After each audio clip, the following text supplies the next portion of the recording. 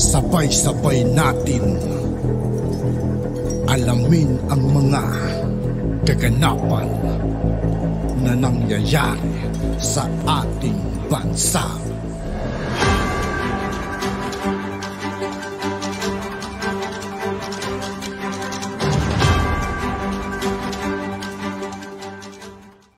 Yo, what's up mga kaibigan? This is I2K po again.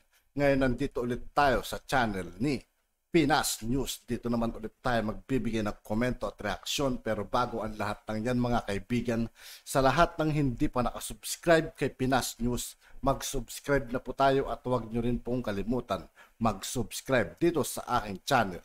Simulan na natin mga kaibigan. Let's go! Bukas ay hindi umusad mula sa 4 ngayon, papunta dun sa 8 kailangan, ibig sabihin, magsa-stand yung pag-cite ko in contempt kay Quiboloy. At ifo-follow up ko kay SP na ipa-aresto na siya. A few days ago, lumabas na yung pangalan ni dating Pangulong Rodrigo Duterte na supposedly he is now the administrator of the Kingdom of Jesus Christ. Lalong dumadami ang mga issue.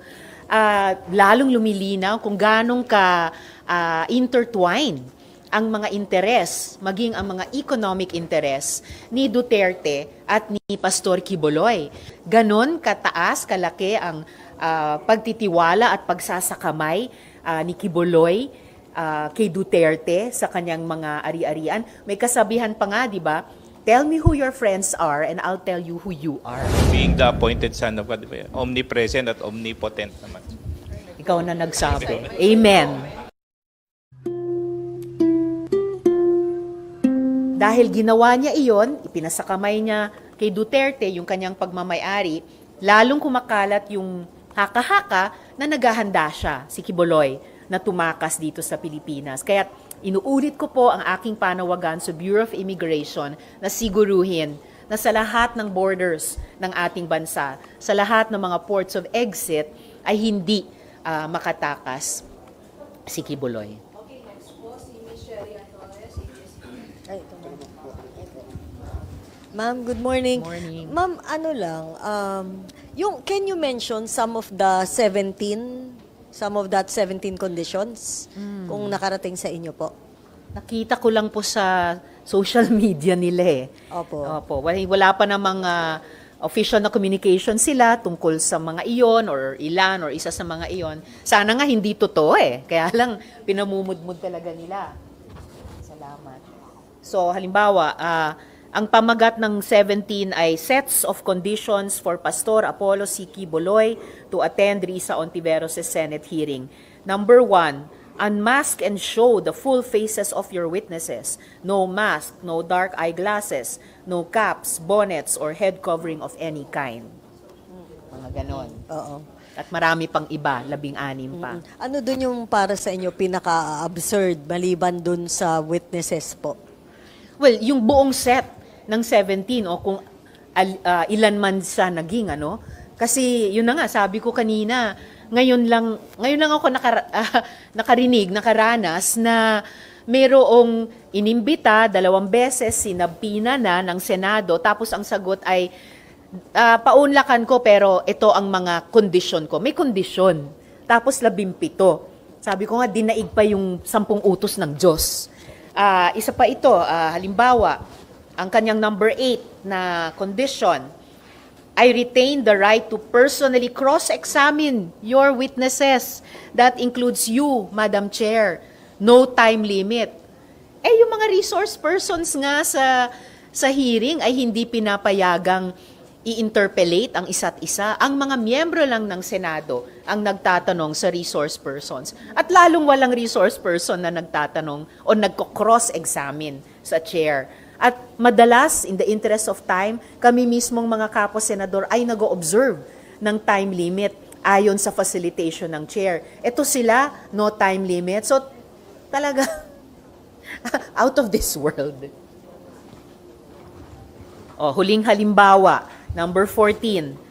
all expenses incurred from this trip, yung kanya raw pagpunta rito na ang dami-daming kasama, malaki yung kanyang entourage. All expenses incurred from this trip, including private jet flight back and forth with parking in NAIA, food according to my dietary requirements, and fees for accommodation in a 5-star hotel for me and my party must be shouldered by your office. So wow, kukulangin pa talaga yung ipinalimos niya sa mga taon niya para sa jet fuel. Ito ngayon ay mayroong all expenses for that private jet flight. Merong pang food requirements at hindi lang 4-star, 3-star, 2-star, 1-star hotel. 5-star hotel. Magastos po ang resource person natin. So ma'am, kung halimbawang gano'n, magje-jet pala siya, kayo ba naniniwala or you have this feeling na nandito pa rin talaga si Quiboloy? Posibleng nandito pa rin siya sa mga inaasta niyang ganyan. So lalong walang dahilan na hindi siya magpresenta ng sarili niya dito sa Senado. Ano ma'am yung, 4 pa lang yung nagsasign, no? And balita ko po. kumbaga sa medyo mas meron kayong talagang fighting chance na eventually makahingi ng arrest order kay SP. Ma'am, kung halimbawang tomorrow, hindi talaga mabit yung required 8 signatures, paano po yung magiging takbo, yung susunod from your end, ma'am? Bukas ay ika-7 araw na mayroon ang aking kasama dito sa Senado mula nung una nilang minanifest ang kanilang objection na makabuo ng majority ng komite o 8 para mag-object ng sama-sama. Kung bukas ay hindi umusad mula sa 4 ngayon, papunta dun sa 8 kailangan, ibig sabihin, magsa-stand yung pag-cite ko in contempt kay Quiboloy at ifo-follow up ko kay SP na ipaaresto na siya para dalhin dito para sa wakas humarap na sa Senado, sumagot na sa mga tanong tungkol sa kanya.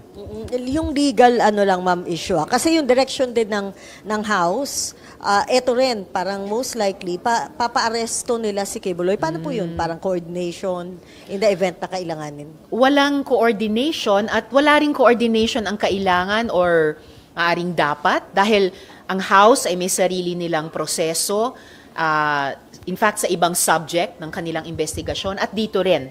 Ang aming investigasyon naman dito ay nakatutok dun sa mga reklamo ng mga babae at menor de edad na victim survivor. So, magpapatuloy din lamang kami anuman ang mangyari at di mangyari sa House. Ma'am, for legal, anong tawag dito, picture. Kung sakaling mauna yung House at in the event na kunyari maaresto nga nila si Quiboloy, ang committee po ninyo ay magre-request from time to time para siya naman ay palipatin o pag-testifyin sa Senate. Ganun ba yun, ma'am? Posible po yun. In the interest of makasagot din siya sa mga tanong ng Senate Committee on Women tulad ng maaring sasagot siya sa mga tanong ng House Committee on Franchises yata. Posibleng hilingin namin sa House na padaluhin din siya dito para sumagot sa amin din. Ma'am, huling tanong galing sa akin.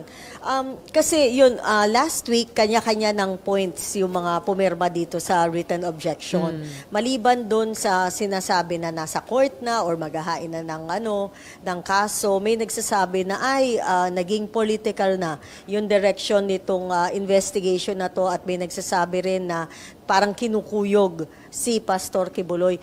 Sa una, yung reaction nyo doon, and then pangalawa, nararamdaman nyo po ba na kahit papano, andun yung attempt ng ibang mga legislators to protect Quiboloy? Well, it would seem na dahil sa sarili nilang appreciation sa issue, gusto nilang ma-protect si Quiboloy.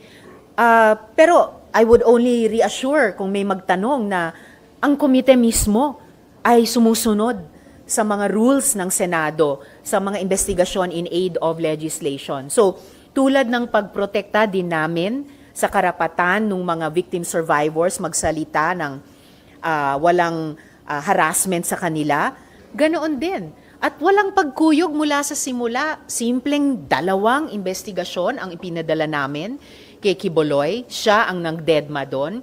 Nag-issue kami ng subpoena ang Senado signed by the SP nung hindi niya pinansin yung imbitasyong iyon. At ngayon, dahil may pagka-cite ko sa kanya in contempt, may miyembro ng committee ko na nag-object, binigyang daan ko. Isang buong linggo, ayon sa rules namin, para makabuo sila ng majority na miyembro ng komite.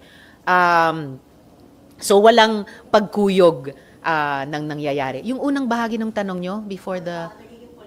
political. Kung political yung pagdinig sa isang resolusyon dahil sa dumadaming reklamo ng mga babae at menor de edad na inabuso ni Quiboloy, di ko na alam ano ang political. That is, in a way, the least political, pero dahil may kinalaman din yan sa pag-empower sa kababaihan at menor de edad to speak their truth nang walang takot, pag-suporta sa mga babae at mga menor de edad na humingi ng hustisya sa ating gobyerno sa lahat ng tamang paraan. Tingin ko, yan ang tamang dapat gawin. Yung mga nagsasabing political ito, sila po ang magpaliwanag. Okay, next, Marlon. Inquirer. Good morning, ma'am. Ma'am, how do you follow up doon sa tanong ni Shea? How do you feel about that? Some of your colleagues are lawyering for Quiboloy on the basis of friendship, yung personal na relasyon. Effectively disregarding yung personal experiences ng mga victims ni Quiboloy.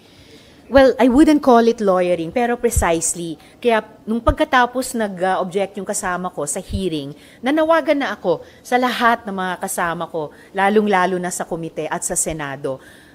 Panoorin lang, basahin lang yung testimonies ng ating mga victim survivors, yung mga babae, yung mga dating menor de edad na ngayon after many years talagang nagbuo ng lakas ng loob magsalita. At sana bilang Senado nila, lalo na ngayong buwan ng kababaihan, manindigan po tayo kasama nila. Hindi ko po tinatanggal kahit kanino man na maging kaibigan o tumanaw ng kabaitan niya sa pamilya, pero kahit kaibigan natin, kahit naging mabait sa pamilya natin, kapag ka ang akusasyon sa kanya ay panggagahasa, pang-aabuso pa sa bata, panlilinlang,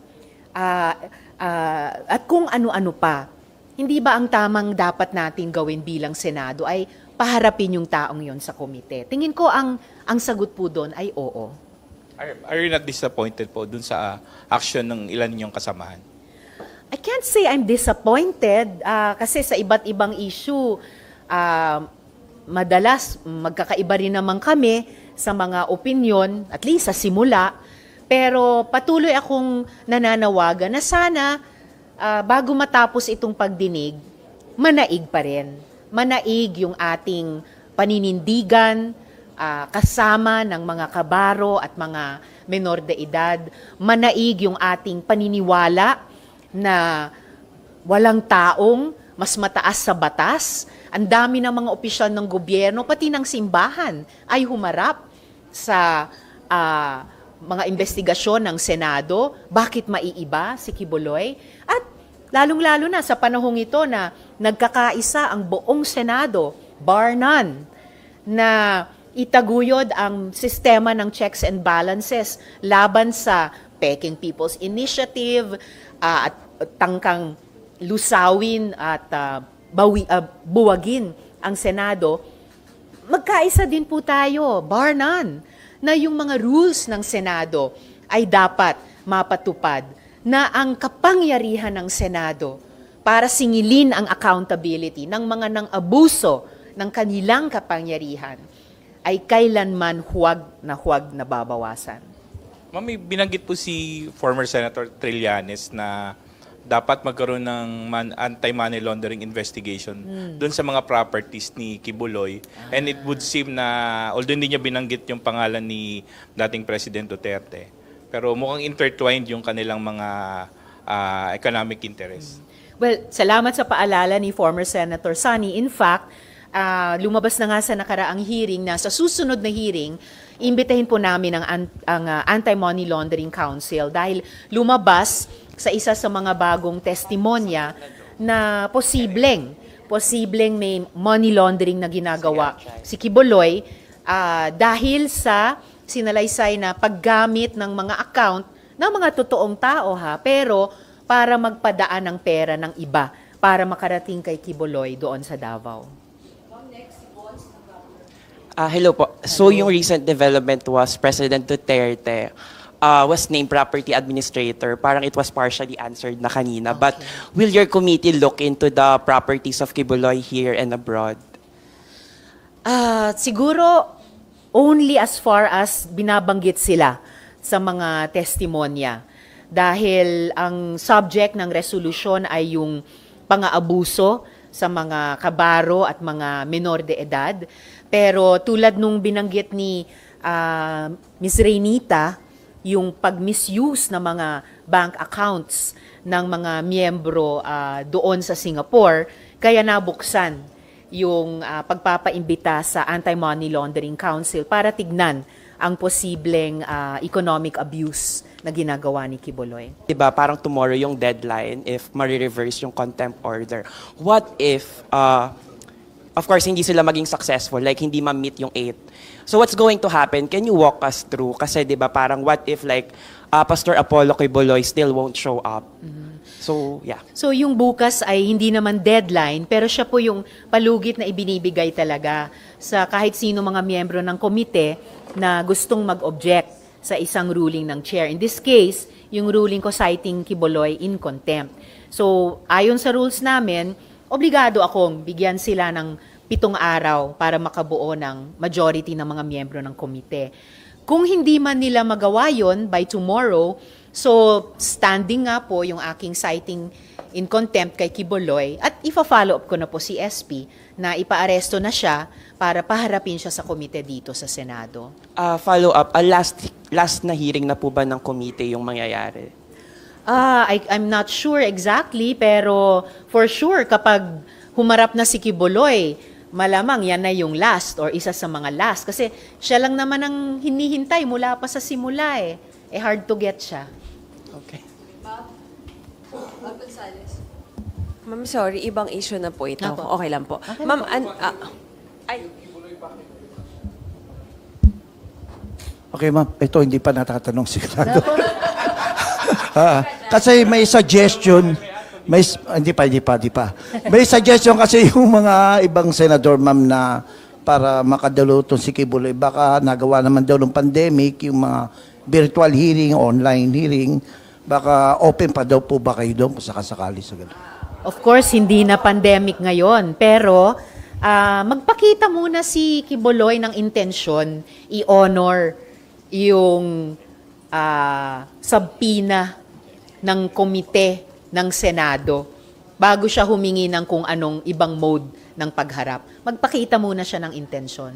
Hindi kayo muna open. Kailangan dumalo talaga muna siya. Yun po ang laman ng dalawang imbitasyon. Yan po ang laman ng subpoena. In fact, yung lengguwahe ng subpoena ay to the effect na on pain of whatever, fail not to appear. At lalong kapag pinahabot pa niya sa kailangan pa siyang arestuhin para lang humarap sa hearing, ayun, wala na talaga siyang option humingi ng kahit ano. Pero kung may balak siyang humingi pa ng ibang mode ng pagharap, first things first, sabihin muna niya na balak niyang i-honor yung subpoena. At meron po tayong president, just to think ahead, one step ahead, nung pagdinig po tungkol sa Teves, yung krimen ng pagpatay kay dating gobernador ng Negros Oriental, hindi po pinayagan si Rep. Teves na mag-virtual. Kasi pag magsinungaling siya o sumagot siya evasively or umiwas siyang sumagot, pag virtual, paano ang remedy? So, kumbaga, siguro nakita ng komite na dumidinig noon tungkol sa kaso ni Teves na mababawasan, hihina ang kapangyarihan ng Senado kung papayagan nilang mag-appear, yung isang pinaka-importanting resource person nila na virtual lamang. So baka ito yung maging president ko rin. Thank you, ma'am. Tsaka naman, being the appointed son of God, omnipresent at omnipotent naman. Ikaw na nagsabi. Amen. Okay, sige si Mab na po.